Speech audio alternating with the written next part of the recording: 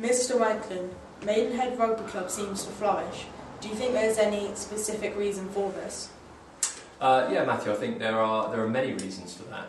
Firstly, as you can see, we have fantastic facilities and we're very lucky with that. And secondly, I think as a club we understand our role as an amateur club, and that means we're able to rely on a huge body of volunteers to help us run the club and provide the rugby we do for all of the community. What does the club do to maintain its subscriptions and to draw in new players? Well, to maintain subscriptions we obviously have to keep our current players happy, and I'm very pleased to say that in the main we do that.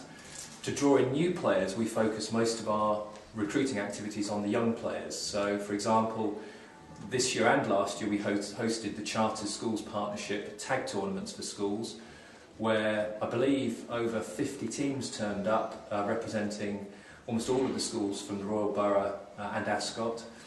So hopefully many of those children who came here, saw the club, saw the facilities, will hopefully come and join us.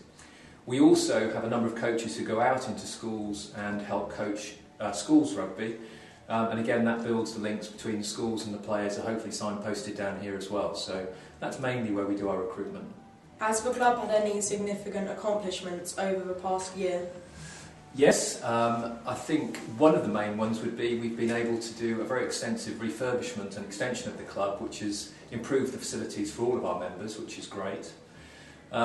Secondly, we were awarded by the RFU, our governing body, an award for being the best whole club seal of approval, which is their quality standard for running rugby clubs. So that's a great accolade for the club to show that we are running the club to the highest standards that the RFU set, and we're all very, very proud of that. Has the club produced any famous players in the past?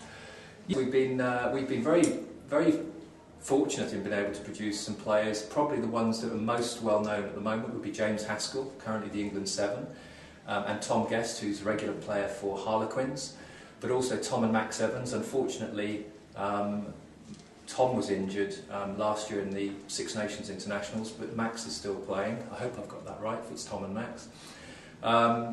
And perhaps going further into the past, many people don't know that Sir Sterling Moss used to play rugby here. Subscription fees are not affordable for all players. Does the club accommodate players who cannot afford the fees? Yeah, that's a very interesting question. We do have children who come to us. Well, we represent the whole community, so obviously we have some children who come from very fortunate backgrounds. We do have children who come to us with less fortunate backgrounds. And in specific cases we can work with a variety of agencies to help them come and join the club. There are some funds available through schools, and we do have some children here where the schools are accessing funds to be able to pay their membership. And we also work with some other of the government agencies who have placed with us children from socially disadvantaged backgrounds. And also within the club, sometimes the age groups themselves, if they know parents are going through some difficult times, will use their own age group funds to help those children continue to play by paying their membership.